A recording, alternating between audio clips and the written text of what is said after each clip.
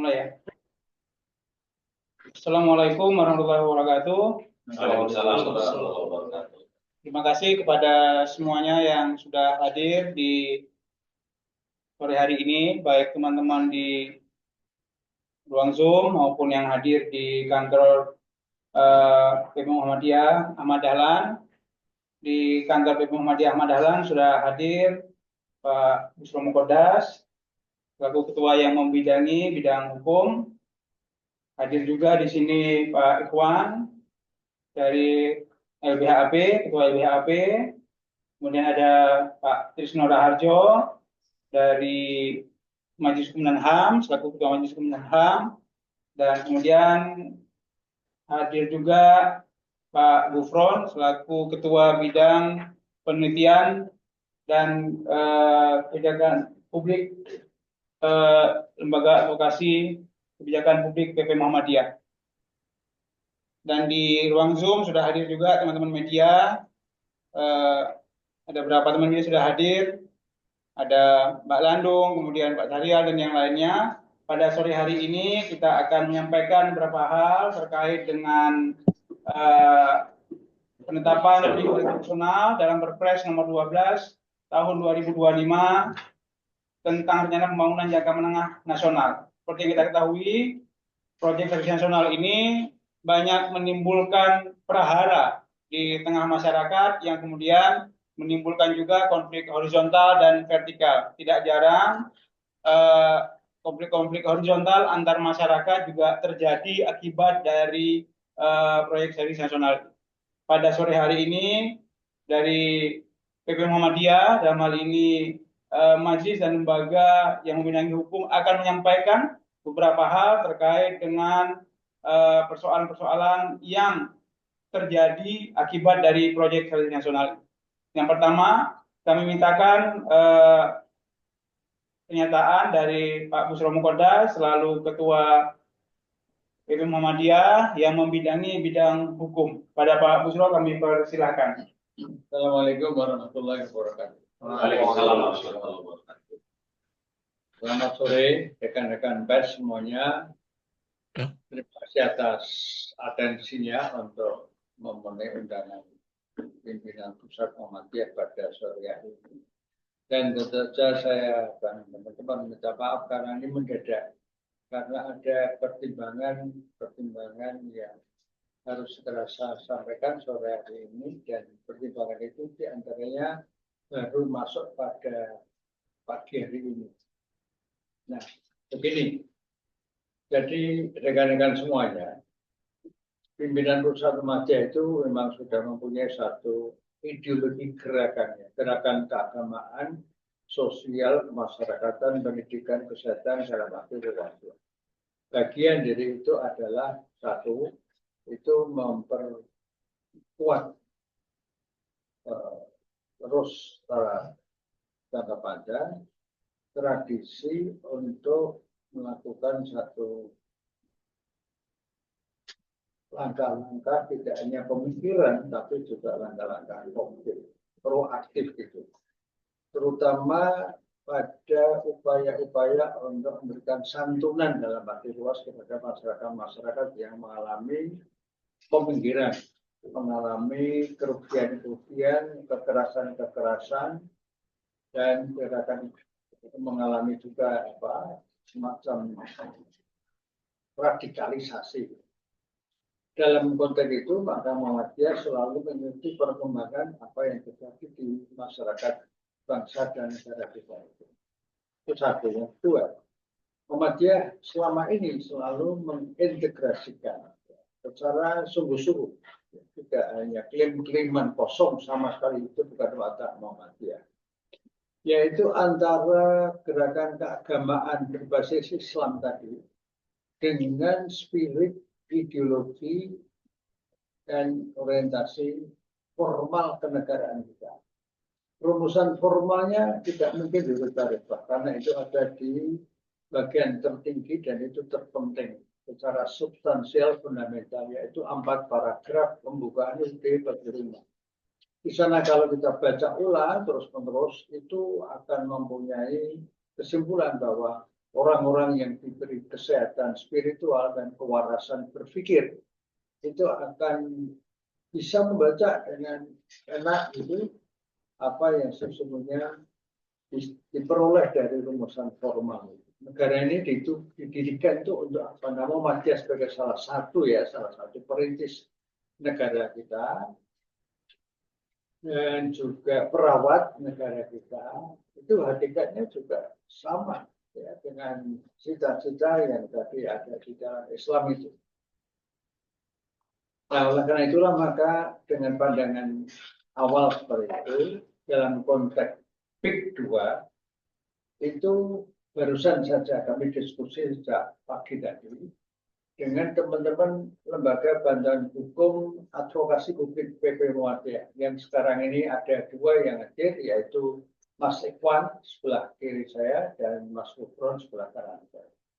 Yang terutama Mas Gufron sehari-hari resmi atas nama LBH APP PP Muhammadiyah itu kita beri kuasa untuk melakukan satu advokasi konkret di skandal kemanusiaan, di tragedi kemanusiaan, di kekerasan atau radikalitas politik, ya, bisnis dan sebagainya di PIK 2, kawasan PIK 2. Nah, oleh karena itulah maka nanti secara detail akan disampaikan, tapi sebagai pengantar saya ingin menyampaikan penekanan bahwa pimpinan Pusat Muhammadiyah selain melakukan satu advokasi langsung di masyarakat, tidak hanya mendengar dari sumber-sumber yang tidak valid, kita langsung ke masyarakat, yaitu menerjuni, mengenali, merasakan, wawancara dan sebagainya terhadap masyarakat korban kekerasan politik dan bisnis tadi. Satu di PIK 2. Yang kedua sebelumnya di Wadas Purworejo, Jawa Tengah. Ketiga juga di Rembang. Kami terjunkan tim itu di samping daerah-daerah. Nah, ada kesamaan di tiga kasus ini, yaitu ketiga-tiganya merupakan kasus yang masuk kategori PSN, Proyek Strategis Nasional. Yang dasar hukumnya adalah keputusan Presiden era Pak Jokowi dan kemudian peraturan pemerintah era Pak Jokowi. Proyek strategis nasional ternyata banyak sekali menimbulkan fakta real di masyarakat, tak perlu dibantah, yaitu terjadinya satu pelanggaran HAM. Bisa jadi itu pelanggarannya berat, pelanggaran HAM ekonomi sosial budaya maupun sipil politik. Dalam bahasa kami, tragedi-tragedi seperti itu bukan saja menelantarkan kelompok-kelompok yang sudah punya hak penguasaan kepemilikan, terutama masyarakat adat, nelayan yang harus dilindungi oleh negara, oleh pemerintah. Tapi mereka kemudian mengalami pemanggiran secara tidak beradab, secara brutal. Atas dasar itu, beberapa kali sering kami kemukakan, sekarang ini justru terjadi kelompok yatim piatu secara politik, fakir miskin secara politik, dan stroke secara politik. Diakibatkan oleh kebijakan pemerintah, terutama mulai era Pak Jokowi itu. Nah, itu semuanya kami baca. Sehingga yang terakhir, sidang tanwir pimpinan Pusat Muhammadiyah yang diikuti oleh ratusan se-Indonesia itu di Kupang akhir tahun yang lalu. Keputusannya antara lain menyikapi dengan seksama, ya, dengan kritis apa yang terjadi sebagian proyek-proyek PSN tadi. Lalu dalam butir keputusannya secara nasional itu antara lain, satu, pimpinan Pusat Muhammadiyah mencermati dan mengharap dengan penuh harapan yang tinggi agar PSN ini ditinjau kembali. Kemudian dalam kaitan dengan pemberantasan korupsi yang semakin mengalami pelumpuhan, ditandai dengan istilah kami itu pembunuhan politik terhadap KPK yang independen berdasarkan Undang-Undang Nomor 30 Tahun 2002 yang lalu, di mana independensi KPK itu KPK bukan bawahan presiden, karena presiden itu eksekutif dan petugas parpol. Oleh karena itu, KPK yang original waktu itu sudah banyak menghasilkan dan data bisa dibaca secara valid, akuntabel, kontribusi bagaimana negara ini bisa dicegah pemberantasan korupsinya itu dengan pencegahan dan penindakan secara integratif. Tapi melalui Undang-Undang Nomor 19 Tahun 2019 di era Presiden Jokowi dan DPR pimpinan Puan Maharani, terjadilah pembunuhan politik terhadap KPK. Secara institusional KPK diburuk, tidak lagi menjadi KPK yang independen. Kurang puas dari itu, KPK kemudian dilumpuhkan SDM-nya yang terpilih melalui apa yang disebut dengan akrobat tes wawasan kebangsaan. Sehingga 57 kurang lebih penyidik KPK itu yang sudah teruji kualitas integritasnya, profesionalitasnya, track record-nya, teamwork-nya, dan seterusnya, itu dikeluarkan dengan dalih tidak lulus tes wawasan kebangsaan. Banyak yang menilai tes wawasan kebangsaan itu hanya akrobat politik dan tidak akuntabel secara konsep, apalagi secara epistemologi. Nah, oleh karena itu belum puas lagi, semua pegawai KPK dirubah statusnya menjadi pegawai negeri atau ASN. Nah, itu kilas balik. Oleh karena itulah maka berdasarkan apa yang saya tadi sampaikan, korupsi itu sudah mesin utamanya dibunuh tadi.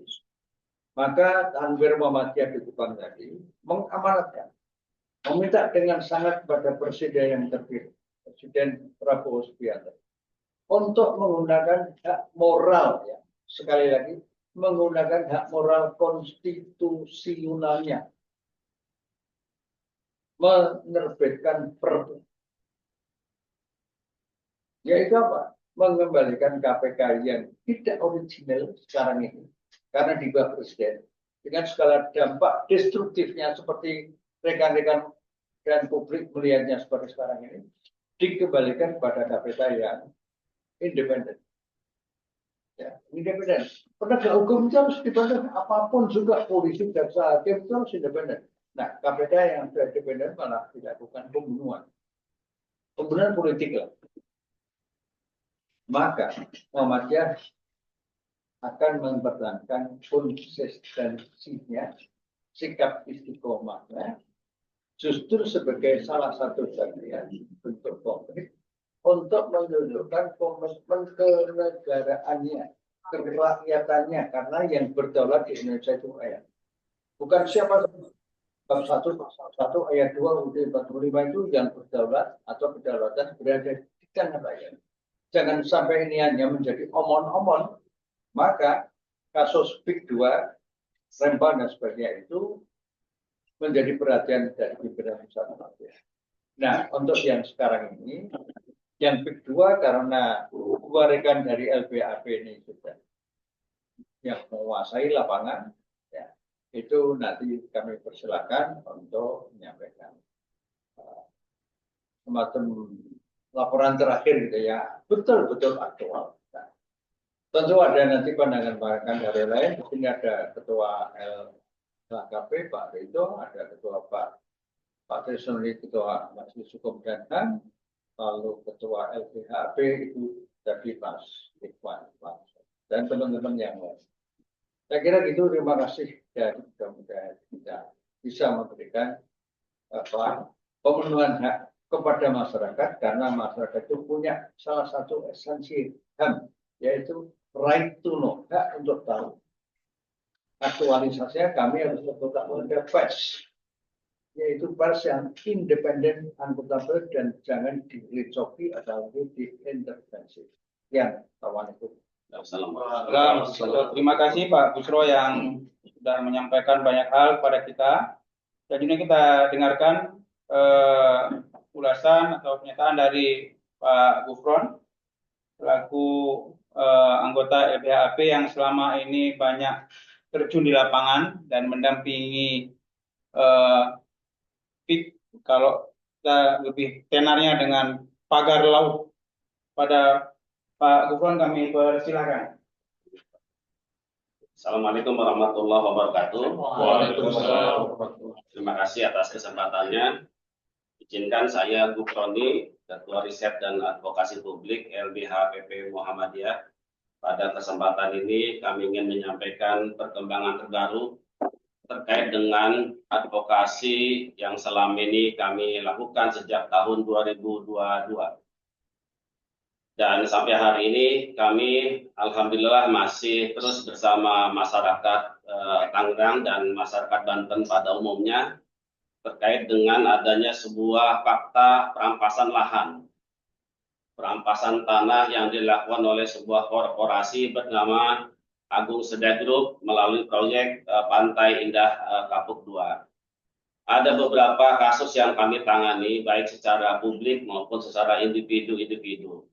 Yang pertama bahwa pada tanggal 17 Januari yang lalu kami sebetulnya sudah menyampaikan pengaduan resmi kepada Mabes Polri terkait dengan adanya pagar laut yang membentang sejauh 30,16 km dan alhamdulillah pagar laut sudah dicabut, namun pelakunya belum selesai diungkap oleh Mabes Polri maupun oleh KKP.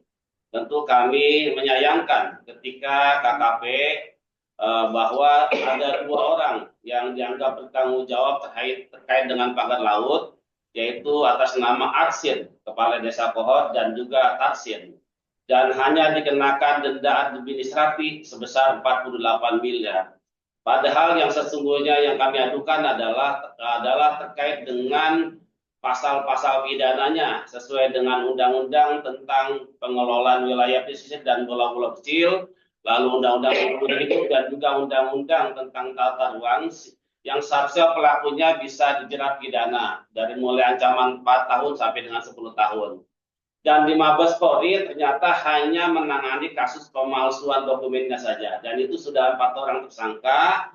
Ya, Arsin, kemudian ada lagi sekdesnya di Jakarta, lalu atas nama Septian, seorang pengacara, dan juga satu lagi adalah Chandra Eka.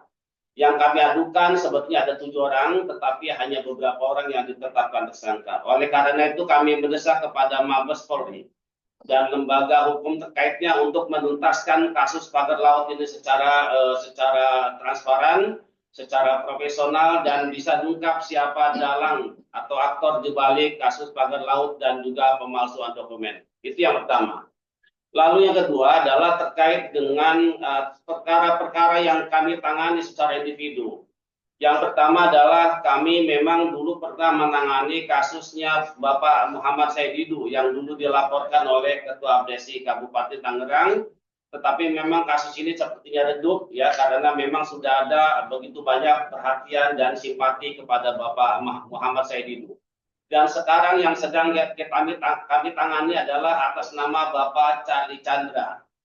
Ya, Bapak Charlie Chandra yang dulu pernah ditahan, pernah dijadikan tersangka kasus pemalsuan dokumen, dan kemudian di bulan Mei tahun 2024 kasusnya tidak ditindaklanjuti atau di SP3 oleh Polda Banten dengan alasan ada namanya kesepakatan damai ya melalui pendekatan restoratif justice.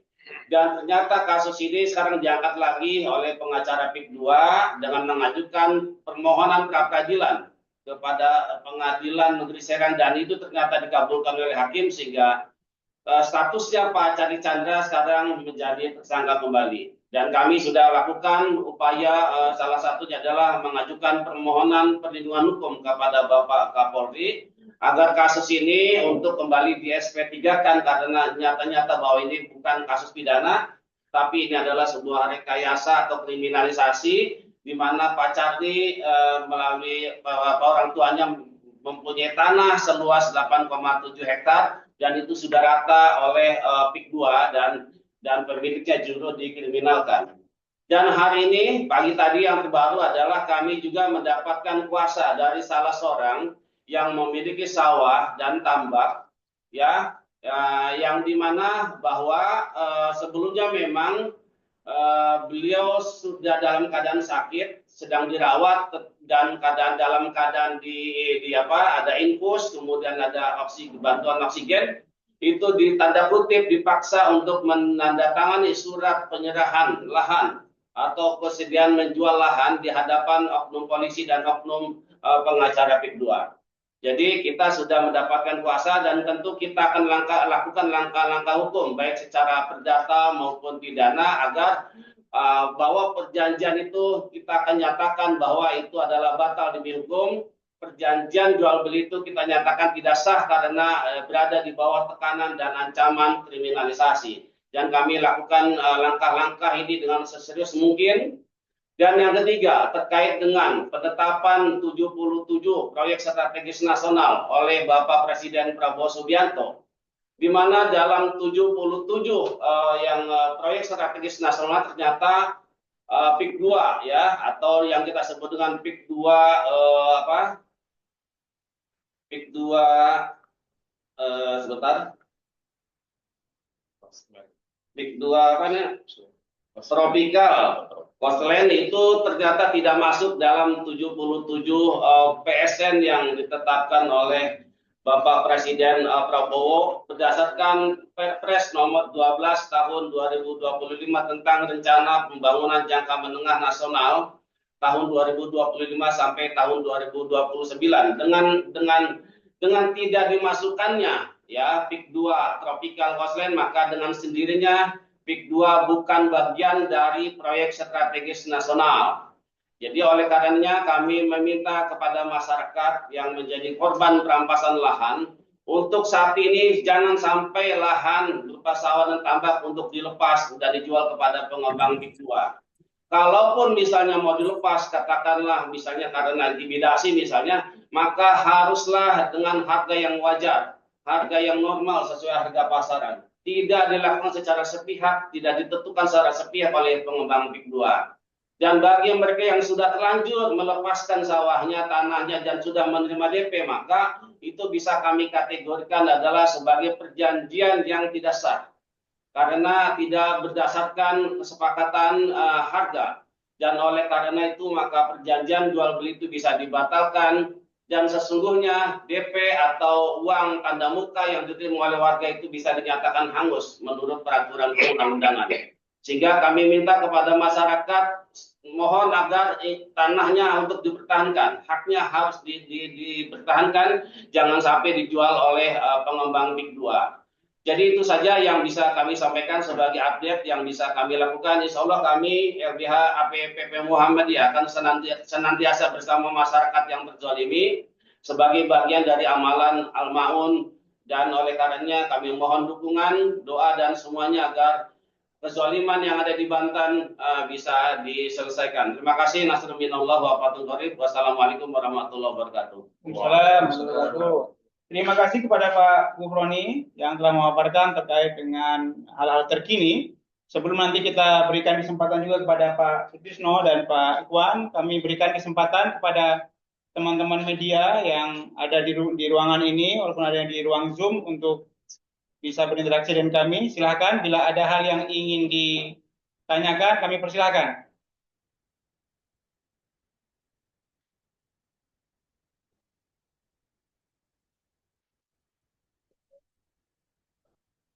Oke, baiklah, kita dengarkan dulu paparan dari Pak Trisno Raharjo selaku Ketua Majelis Hukum HAM Pimpinan Pusat Muhammadiyah. Baik, Assalamualaikum warahmatullahi wabarakatuh. Waalaikumsalam. Terima kasih apa yang tadi sudah dijelaskan oleh Saudara Gufroni terkait dengan proyek strategi nasional merupakan suatu hal yang patut untuk mendapatkan perhatian, terutama dengan tidak ditetapkannya beberapa PK yang selama ini kemudian menimbulkan persoalan. Misalnya yang tadi sudah disampaikan tentang PK 2, kemudian Rempang.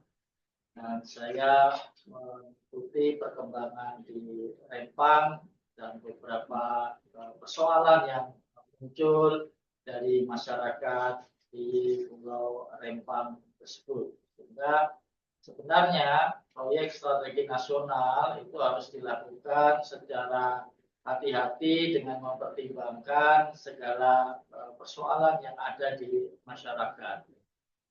Apalagi sekarang proyek strategi nasional itu dilaksanakan dengan melibatkan swasta dan menjadi proyek strategi nasional yang secara prinsip diserahkan kepada swasta.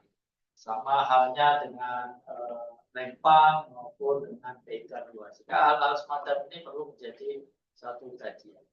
Di samping itu, saat ini saya kira selain terkait dengan proyek strategi nasional, negara, pemerintah, keluarkan suatu kebijakan untuk memunculkan suatu lembaga pengembangan investasi, yaitu Danantara. Danantara ini juga menurut hemat kami perlu dikaji ulang dengan hati-hati, mengingat kita sebenarnya sudah punya lembaga pengembangan investasi dalam Undang-Undang Cipta Kerja, ya, Indonesia Investment Agency. Nah, ketentuan yang ada di dalam Danantara yang sama dengan yang ada dalam Undang-Undang Cipta Kerja, yang satu dinaungi Undang-Undang Cipta Kerja, yang satu dinaungi oleh Undang-Undang BUMN. Yang hal ini sudah dijawab sendiri oleh pengelola Danantara yang menyatakan bahwa Danantara itu lebih komprehensif. Nah, tentu menjadi pertanyaan, bagaimana sebenarnya kebijakan penyusunan pengaturan yang ada di negara ini? Mengapa kemudian satu pola pengembangan yang dulu dirancang dalam Undang-Undang Cipta Kerja begitu saja hilang dan kemudian diganti oleh suatu kebijakan dalam Undang-Undang BUMN yang selalu dikatakan ini akan bisa menarik investasi yang luar biasa di Indonesia. Artinya ada dua kebijakan yang berbeda oleh sebuah pemerintahan yang walaupun berganti tetap seharusnya merupakan kelanjutan.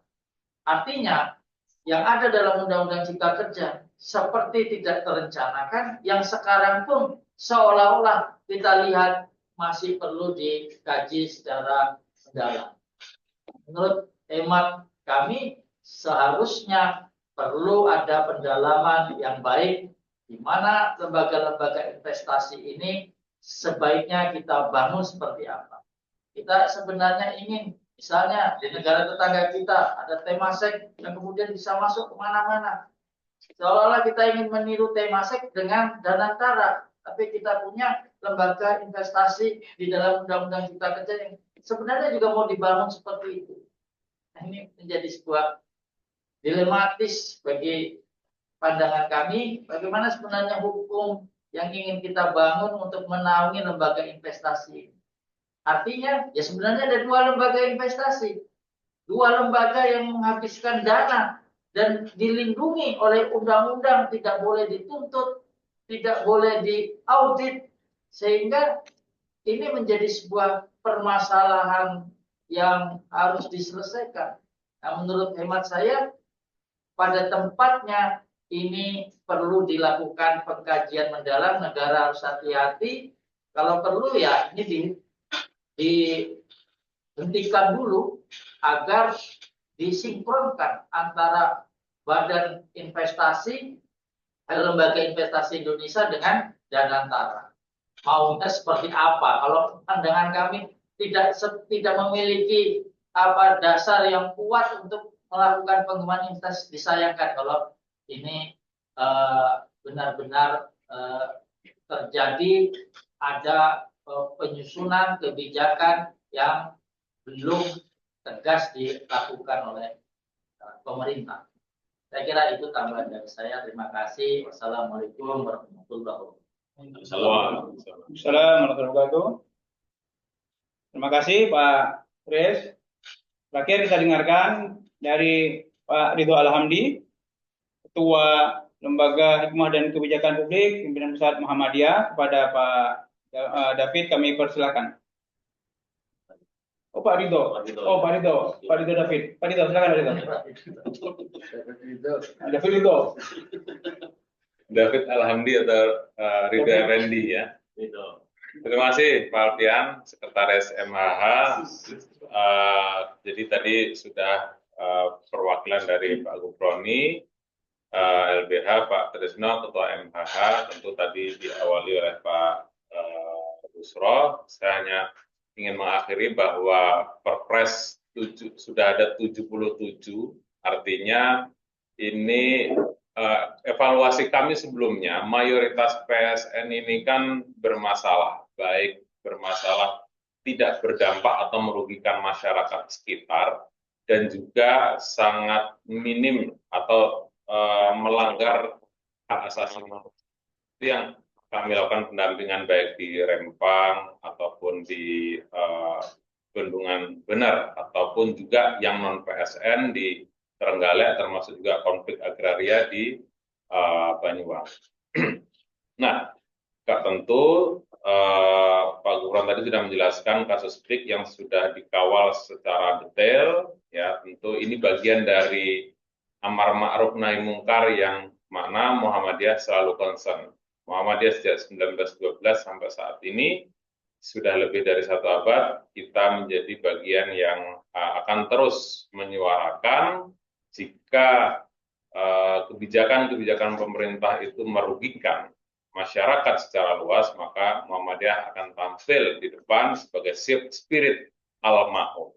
Nah, 77 PSN tersebut, di mana 48 yang lama dengan tambahan 29 yang baru, total 77 ini akan kita kaji secara komprehensif, dan kita akan mencoba melihat satu persatu apakah kebijakan PSN ini berdampak baik untuk kedaulatan rakyat atau justru sebaliknya merugikan rakyat dan menguntungkan segolongan orang, apakah itu oligark ataupun para pemilih. Itu saja. Terima kasih. Terima kasih Pak Ridho.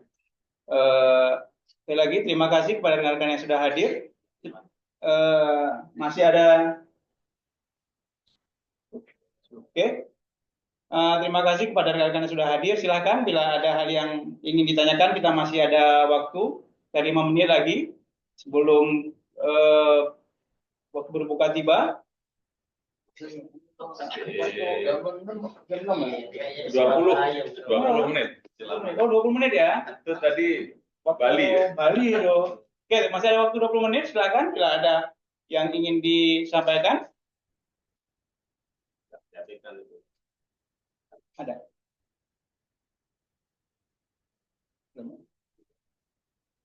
Itu ada chat itu. Baca. Oh, oke, PSN. Dan terus. Banten Hits.